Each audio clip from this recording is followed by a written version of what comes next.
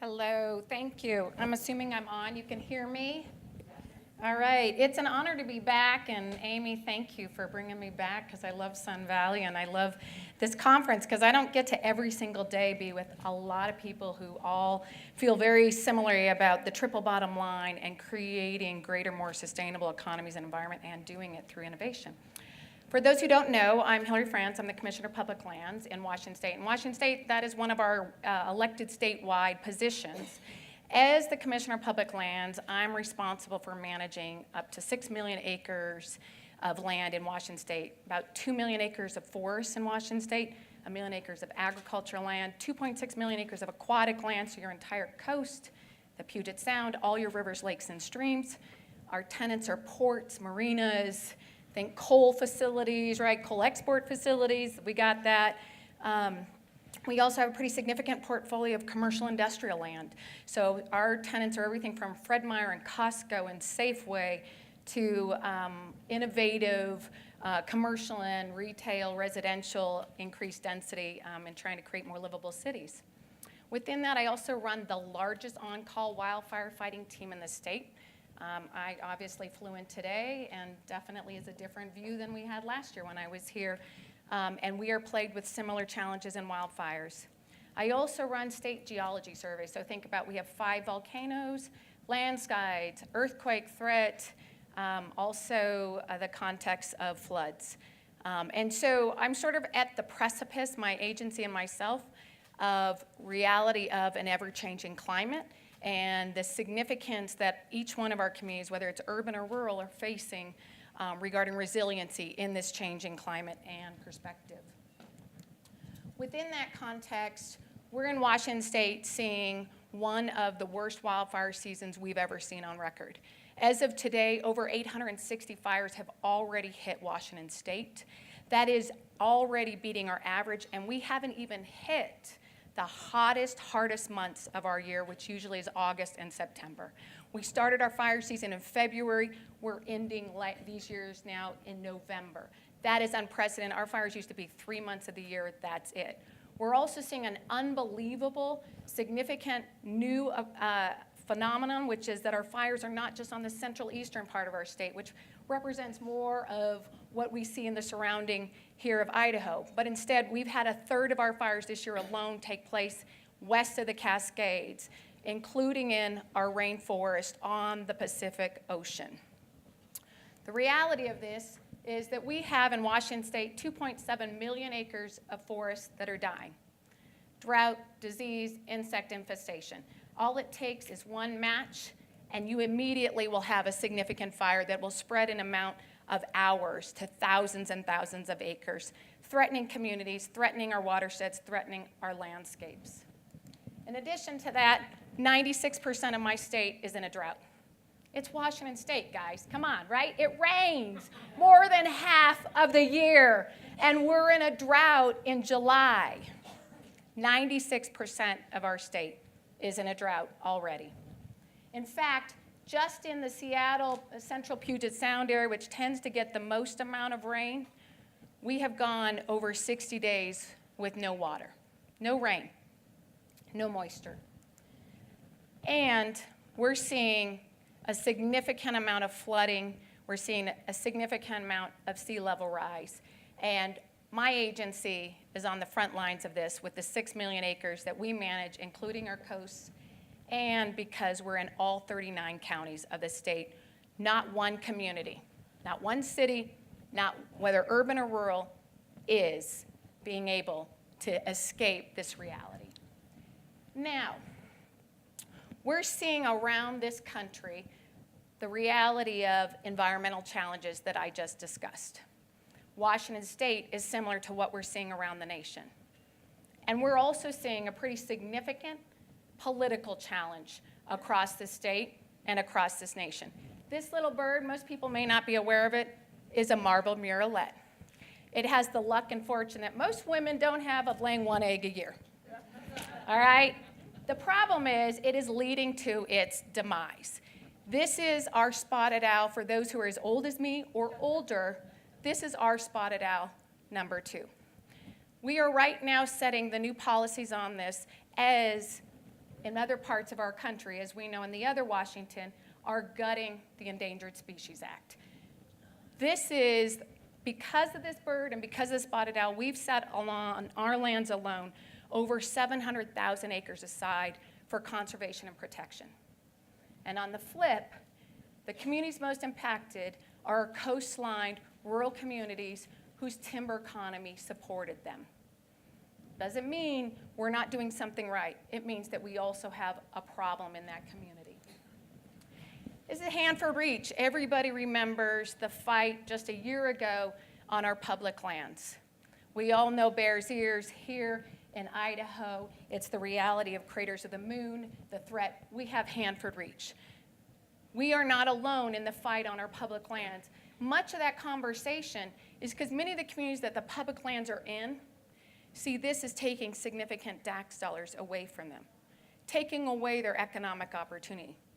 Doesn't mean we get rid of our public lands. It means we have to start to recognize that reality of the situation of their concern of lack of economic investment in their community. And this is Seattle. You're lucky you only see one crane or two cranes or three cranes, but the reality, every single day, we have about 75 to 100 cranes in our largest metropolitan community in Washington State, with 1,500 people coming to our city alone every week. Every week. Everybody looks out and says, economic opportunity. Our streets are filled with people from Amazon and Expedia and Microsoft. And this is the reality of most of our communities in Washington State. As many people are pouring in to our more urban environments, people are fleeing our rural communities. These are the communities that feel for a very long time they've been ignored, they have been misunderstood, and frankly, they've been literally and physically abandoned. And the result of that is we're seeing play out, not only in our state, but across the nation, a fight against the environment and the economy, against the urban and the rural, against the left and the right. And we are right now setting everyone up for failure because it's the wrong position. So we decided we can change that. With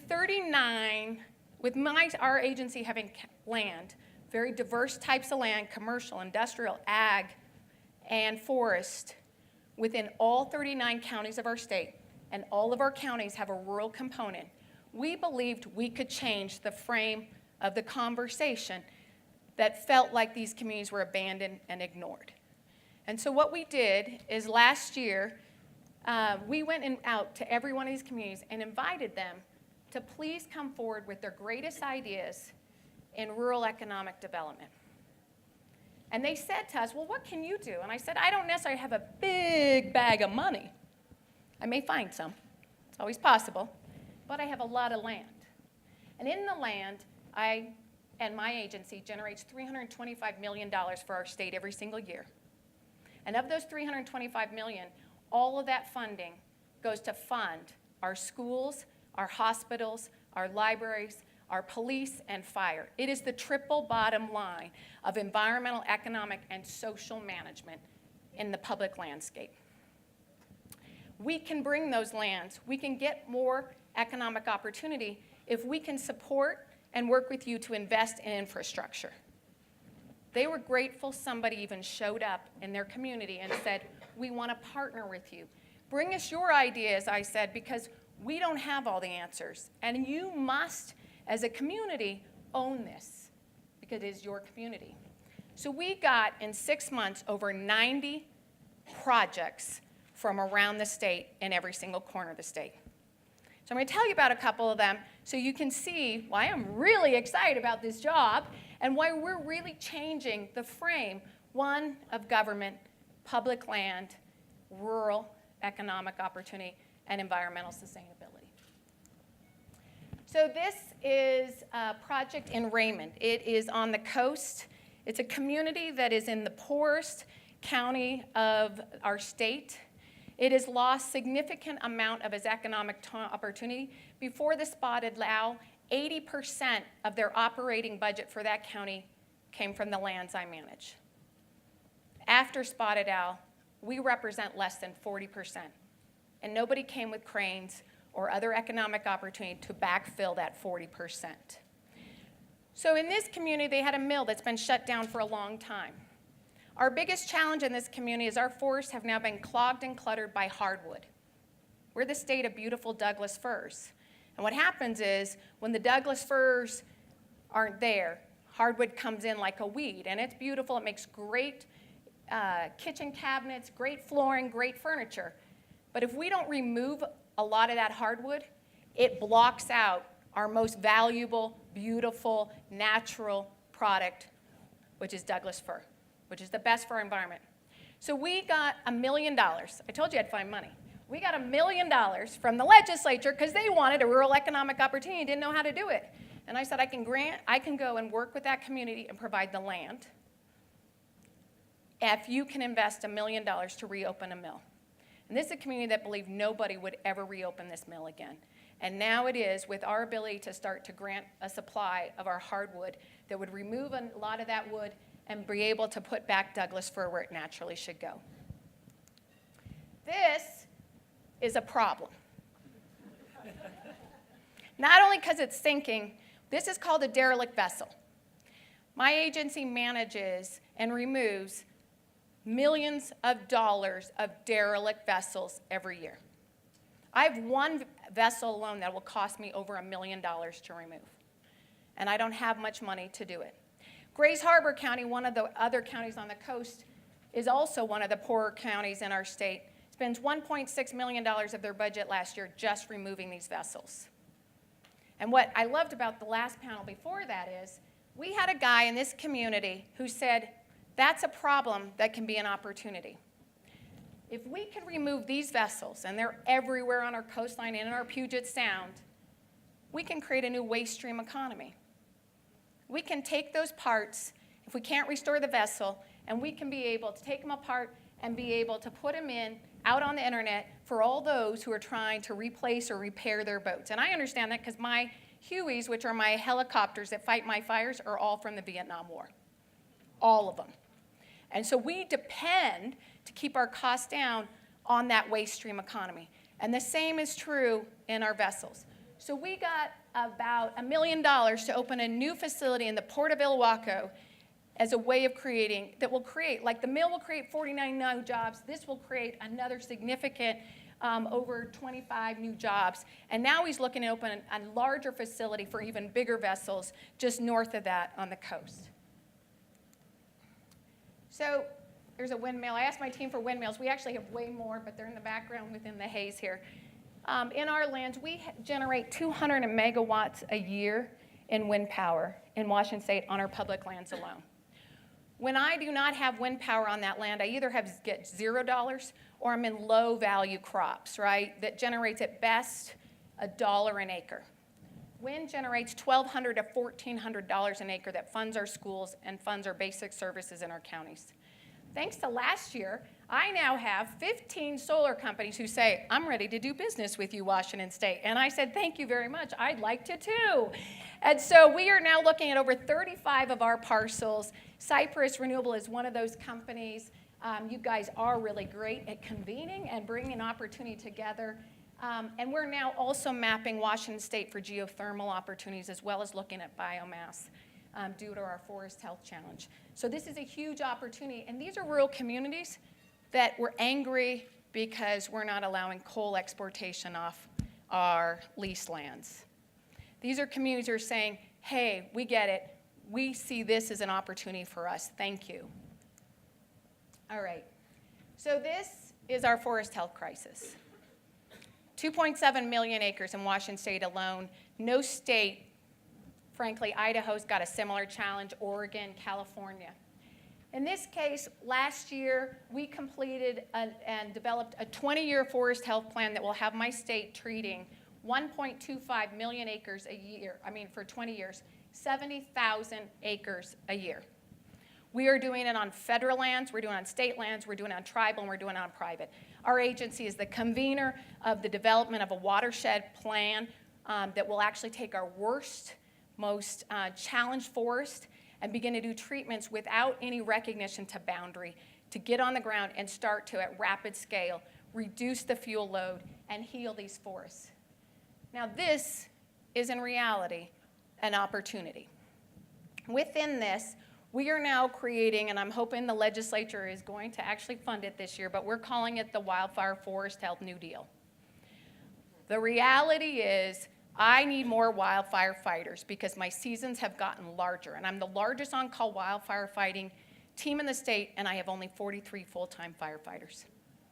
I cover every corner of the state.